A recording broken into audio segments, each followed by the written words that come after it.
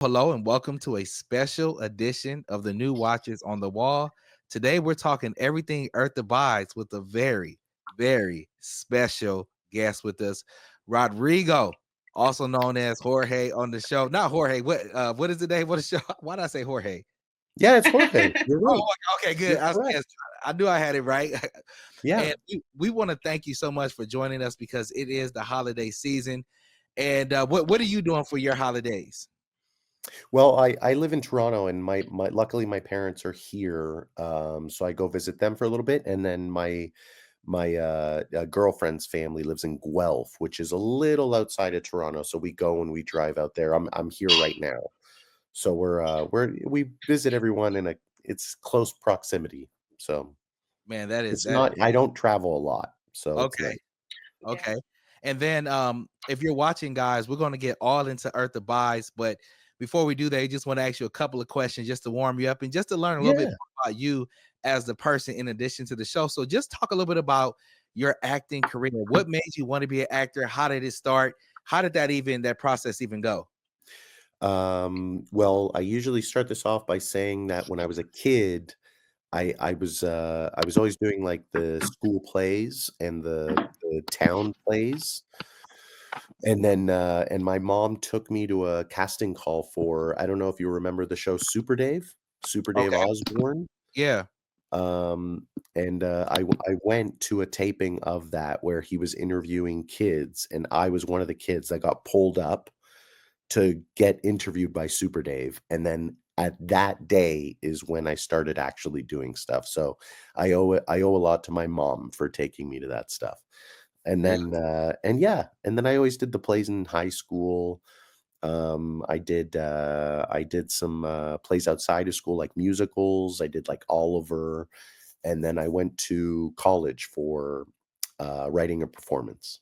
So Really cool. I was always involved, and then I think at one point I started working in film as a PA, and I was like, "How do I become an actor? How do I do this?"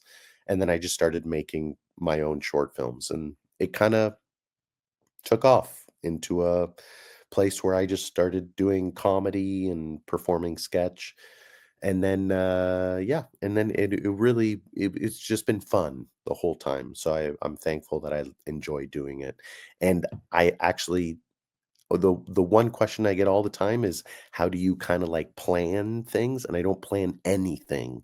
So, stuff like Earth Abides, stuff like Ghosts, all that stuff is just stuff that gets thrown at me, and people are like, "Can you do this?" I say, "Yes, yes, I can." So, That's so cool because I've done two short films, documentary films. So I did cool. not know that you were actually a filmmaker yourself and did short films.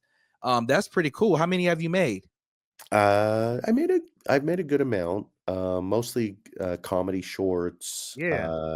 I'm trying to do more like doc style stuff, so I'm working Okay. on a doc series in the next year.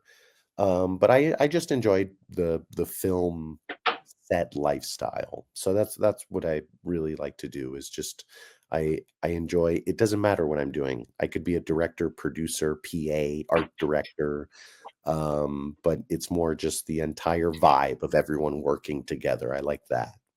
That's amazing, man. That's absolutely amazing. Um, so let's just talk a little bit about the show now. Great. And Candace, I'll start off with the first question about the show. Just Yeah. talk a little bit about the audition process of for the show and what that experience was like, and then also like your reaction when you found out they said, "Hey, we want you." Well, for me, usually auditions are kind of the same sort of game every time where Mm, you tape yourself for some random email. Like you get a random email saying, can you tape yourself doing these 3 scenes? There's a character description and then you do your take on it. mhm. Sometimes I'm pretty good at it. Sometimes, most of the time, I'm way off. I have no idea what I'm doing. I And don't then believe that. yep, and then you tape it and you send it off. And if they like you, they'll give you a call. You usually get a call back. With this one, it was 3 scenes, I remember. And I remember Todd, who's the showrunner of Earth Abides. He told me that my 3rd scene that I taped was the one that got me the part, and it Mm. was this, Oh, like, cool.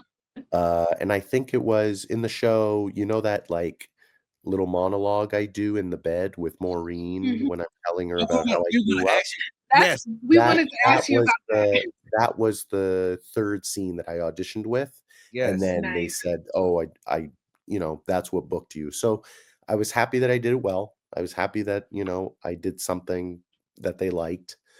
Um, and it was fun. I mean, I did it. And now you usually send them off, you don't really think anything of them, but I sent that one off, and then, I got a call about a month and a half later saying, they wanna offer you this part. Would you be interested? And I said yes, because I remember it was a nice dramatic TV drama Mhm. style role. And they said, it was filming in Vancouver. They're like, "Would you wanna move there for a bit?" And I went, I did it, and it was so much fun. Like, it was so much fun to you also get to meet new people. I didn't know any of the other actors, and we all became family the whole time when we were there, so it was really nice. Okay, we're gonna get into some of the more deeper questions a little bit later, but since you were talking about the funness of the process, what was maybe a fun standout moment for you, either on set or offset behind the scenes? Um, well, number 1, when you like the people that you're working with, it's easy to have fun, it's easy to get really just into a mindset of, we're trying something, we're trying to make something, unique, or you're trying to stay, respectful to the book. But everyone around us was I I had a blast, and I thought everyone was just, so good at what they were doing. I mean, Jessica, who plays Emma, watching her do her thing Mhm. was wild. Like, I loved talking to her about what her process was, and how she just got into it, because every actor has their own way of getting into things. I consider myself a little bit more of uh, I'm a sketch comedian, and so I do a lot of Mhm. comedy. And for me, usually I'm in a mindset of just I like when I say I'm having fun, it means that I'm just enjoying what I'm doing. Um, and for that, with everyone, it really just you're able to just create something that you like at the end of the day when you're doing that. So And everybody interesting was that good. you and it's interesting that you said you come from a sketch comedy background because the way I look at Jorge in the show, I look at him as this almost like this wise like anchor for that community. And so to see like that, what you thinking yourself as like a comedian and then seeing this serious person on the show, it's always like, wow, that's very interesting. So like when you this show is a very serious topic. You got a pandemic happen, everyone's dead. It's crazy. Yeah. How did you prepare for this role coming from a comedy background and getting to something as serious as something that's supposed to be post-apocalyptic? Um, when I start looking at certain characters, or when I'm looking at storylines, from my, I want to say, I hate the word process, but from when I'm looking at preparing for something, I do a lot of taking from my family members. I take a lot of from people that I know. So when I'm doing characters like this, Jorge is based around a lot of from my dad. So I take a Mm, lot from that's him. the energy I get. Yeah. Yeah, so I took a lot from my dad when it came to any sort of rhythm, or just the way Jorge composed himself in certain scenes. Even when he's doing that monologue, or when he's talking to Ish in an aggressive way, all of that stuff is how my dad would talk to me. So Mm. I did all of that in his way. So I don't know if it's like a cheat or anything when you're acting, but That's just the way I do it. I kind of look I at, think oh, who am I here? Who am I imitating, you know? right, Yes. right. So I was going to ask you So like in preparation for that. I was talking with Jessica a little bit on social media, and I was when we had that scene where the rats were running around and stuff like that, and it was a lot Cool. of shooting. And I asked her, I said, Yeah. "Hey, are you did you get trained to be able to handle the firearms, or were you somebody who was kind of used to firearms before? Because if you ever seen like John Wick or there's this place in California that trains like all the actors to shoot. I think it's like Terran Tactical or something. Will Yeah, I've Smith heard of was that place. there. Yeah. So were you a person that a firearms person, or did you have to get training to be able to do some of the things you were doing on set with that as it related to that? I've only had about, I want to say, 3 previous jobs where I've used firearms on set. One of them was I did this horror movie called VHS 94. Um oh Yeah, I did that, and I was like a SWAT team, member, and we were holding guns the entire time. We did somewhat of a little bit of, like, SWAT team training, but it wasn't intense. It was just us one day getting together and being told how to move around and everything, but no, I've mm, never really actually had any gun training. Um, More so just, like, how to hold it and everything, but, um also, 20 years ago, I'm dating myself. About 20 years ago, a few things that I worked on where I had to hold a gun, a lot more loose in the rules when it comes to, like, how do you hold it? How do you shoot it? Now everyone is very and as they should be, everyone's more careful when dealing with any sort of firearms or everything. It's like, you do safety checks. But I usually just look at what movies that I know where someone has looked cool holding a gun, and yeah. that's what I go. Yeah. I No, always think that's of John Leguizamo in Romeo and Juliet. Oh, yeah. Those scenes when I'm like I mean, guns and things like I'm not that cool. I was gonna I'm say like, if I ever that is what I'm more gonna like model Cop and Heat. Yeah. that. no, You know what? that's Go ahead, Patrick. I'm sorry. yeah. So no, go ahead and ask your question because I was going to get into some Oh, of our serious questions about the show. yeah. I was just gonna get into that. So like, okay, so Jorge's seems like a really mysterious guy to me. Like as far as like his background, we don't know much about his background. Yeah, He they don't came really to tell you it much, no. in Emma. So does he have a background? Can you tell us about his background, or did you guys come up with the story around it to kind of help you with your role in playing some of the characters, especially in the monologue you had? Well, emotional background, I'd say I did think of because, like I said, I took a lot from my dad because I knew about his life, you know? Mm, So you take from that and you kind of use that towards how would you feel at a certain moment, or what reaction would you have? Like with all that stuff, I look into with emotional stuff. Now, literal background, work history, any of that stuff. Um, I find it fun to just kind of make it up as you go. So I usually would wait until we would do certain scenes, or if we were like talking about something on the day, then I would kind of, you know, you change things around so you can adapt it. mhm, But nothing was ever set in stone.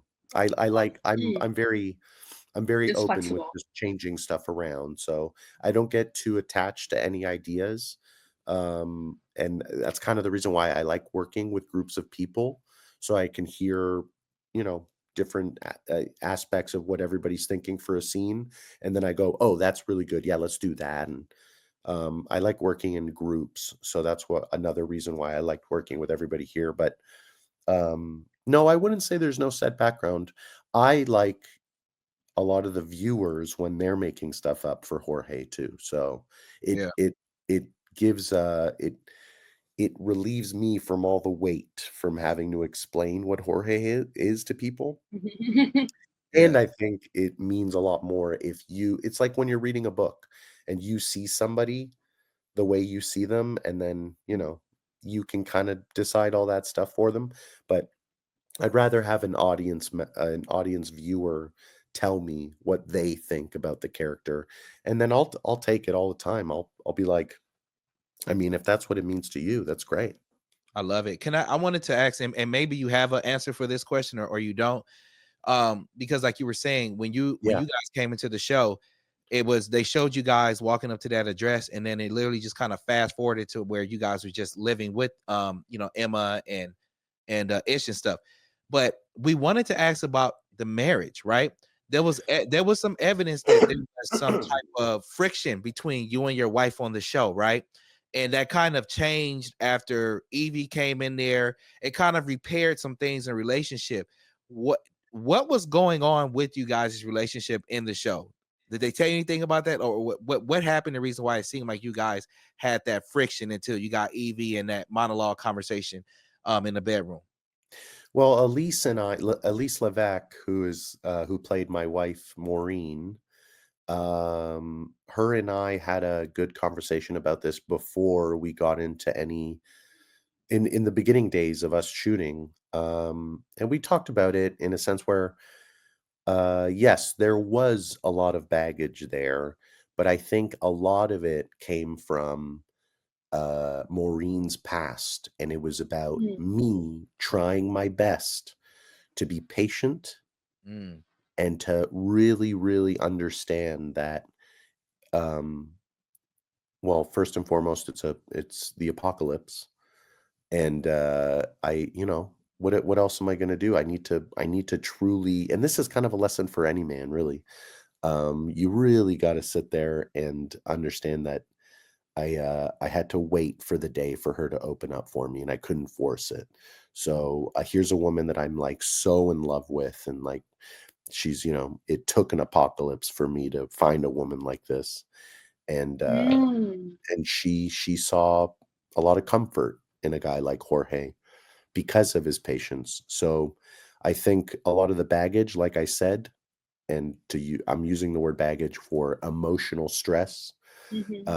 She had a lot that obviously related to a lot of Evie's past, which in the episode I think they kind of Yeah. get into that. So I Mhm. I uh I think for that, it's about Jorge understanding, and also maybe Jorge finding out at the same time as the viewer what that stress was. So I think it was clear in that sense for a little bit, but yeah, there's a lot more going on for um I mean, Jorge, who was a man of faith. He's really just trying Mhm. to and as you can tell from, I want to say episode 5, where they have the meeting, yes, right? we want to ask you. Oh, yeah. Yes, We're yes, gonna we get got into Yeah, I'm we gonna got I'm that. gonna to say there's a moment in there where you're probably thinking, why is Jorge being so hesitant in this Yeah. decision? And it really truly is. He's a man of faith, and if they do that, then where does it end? But also, like any other person or any other, father or mother, something happens to your baby, you're Mhm. gonna you're you're gonna murder that person, yeah. who has Right. done harm to your kid. And So, I think there's a lot there where we're learning about these characters as we go. But like I said, I think um it's a lot of emotional stress coming from Maureen that they're learning about. And to see her fight like that for her adopted kid, Mhm. Evie, in that scene is one of the best moments for me, where I saw that. And I mean, I guess I'm allowed to give spoilers here because people have seen the episode. But but the moment that we see everybody walk out, and then we see Jorge appear Mhm. in front of Charlie like that when Ish is holding the hammer, that's a powerful shot right there. That's a powerful scene. yeah, Yeah, because he made a choice. He did say that, but that was like his way of showing like solidarity with the group. mhm. Um, Solidarity with the group, and also mhm. saying like, I think his way of saying, there's there's bigger things here, Yeah. right? And like you just said, Mhm. solidarity with the group, but it's like there's bigger things, and like maybe maybe at this moment I don't need to look towards the church, or maybe at this Mm. moment I don't need to look towards any answers, and I'm going to go with my emotions. Yes. I Yeah. mean, that was a powerful scene because you said, like you said, you had all of these different conflicting dynamics. And then even Yeah. when Emma looked over at you in that scene and was like, bro, like, what do you mean you're not going to get on board with this? And even the viewers on our channel on the video, a lot of people are just talking about that scene. And some people have read the book and they're like, well, you know, Jorge's a very religious character, so that's why he had this conflict going on internally. Yeah, that was the explanation too that I gave myself, and when we were talking about it on the day when we were shooting it, my biggest question was how hesitant am I in this, because people are going to be asking why the hell isn't he doing anything? Yeah. And it's, Right. a lot of religious people, they struggle with a lot of decisions they make. I don't know how many or what type of decisions, but when it comes to killing a man, I'm sure there's a level of people sitting there fighting the urge, right? Right. Yeah.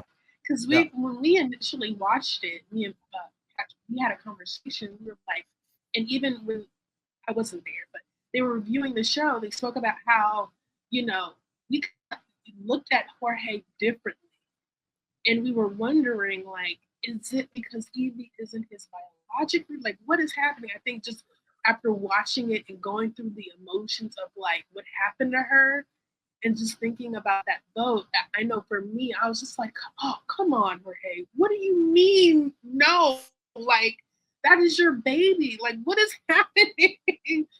So, just, I mean, it Yeah, was just, there was, yeah, I totally get that. And I agree with you in a sense where maybe I did want to see Jorge lose it a tiny bit more. But yeah. also, he's a patient. His stress levels weren't as high as everyone else, I guess, when it came to that place. And like I said, with his patience that we saw with Maureen, maybe that came out in every other way too. So Yeah. I don't know. There's a lot of questions there that I had, but in the end, I did enjoy seeing Charlie get his head bashed in. So, Yeah, I mean, that was Yeah. a great scene, and we wanna thank you for your time. So we just ask you maybe 1 or 2, and I know it's the holiday season, we wanna let you get back with your family. oh no, I thank you for. I love talking about the Oh, show. So okay.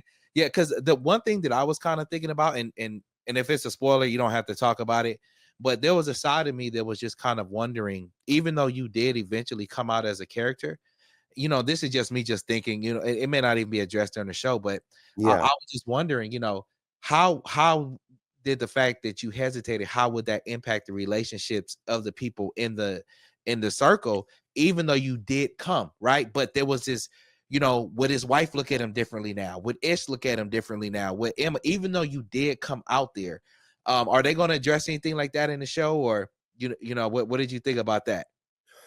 I think we already did see that. I think it was the moment that scene cut to what we saw them do. I think we know what happened Yep. instantly.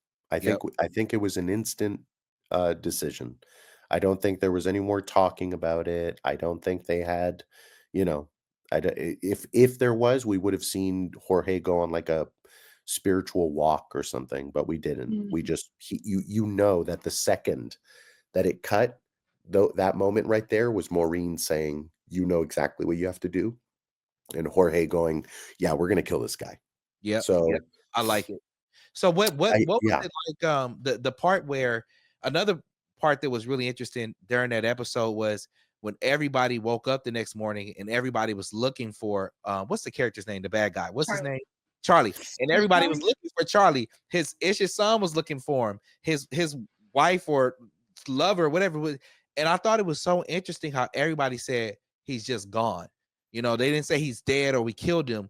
What do you know why they chose to do that instead of just saying? Because me personally, I would have been like, man, we killed his ass. He was. there was that yeah, I agree with you there too. I might have said it differently, but I think they were looking for more of a poetic way to bring Charlie to an end there. So when we were saying he's gone, I think there was a little bit of a wink there to everyone too, right? As if saying, like, us saying he's gone, they know we're saying we killed him. Because Victoria, who plays Charlie's girlfriend or wife, her scene that she has with the three others in the community, they have a moment where they're saying that they're like, he's gone. Do you not understand? He's gone. And you can see her process of when she says I hated him. There you know exactly what she means, and that's also her way of saying thank you. Thank you for Freeing doing her. this.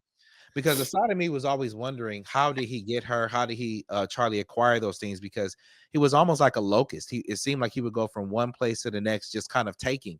And I mean, you saw that in the you saw that in the beginning of the intro sequence with the animals. Like, you see all these predators and they're hunting. So that, I thought about that after the Oh, fact. that's great. I didn't clue into that at all. I didn't Right. put that together. That's great. So Charlie was like a predator almost. Like, he was going from place to place, collecting these people and these resources, and almost acting as if like he's some type of cult leader or Machiavellian. He had that charisma to pull people in and entrap them. So that's the vibe that you got from him, and what was going on. He kind of just seemed like he was going around collecting people and roping them in with his charisma.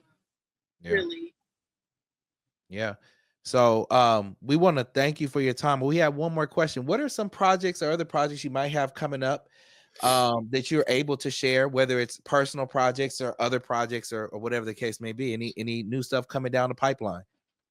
I'm actually working on, I can't really talk about it, but I'm working on my own project right now for it's a documentary series that'll be out next year. And I'm working on that for a good amount of months, based around men's mental health. So it'll be a doc series kind of focusing on a lot on how and men can better themselves, based around my own personal anxiety and stress and the world basically. But it's a doc series that I've been shooting for a little while. But I mean, I can only say that, but it'll be good. It'll be nice.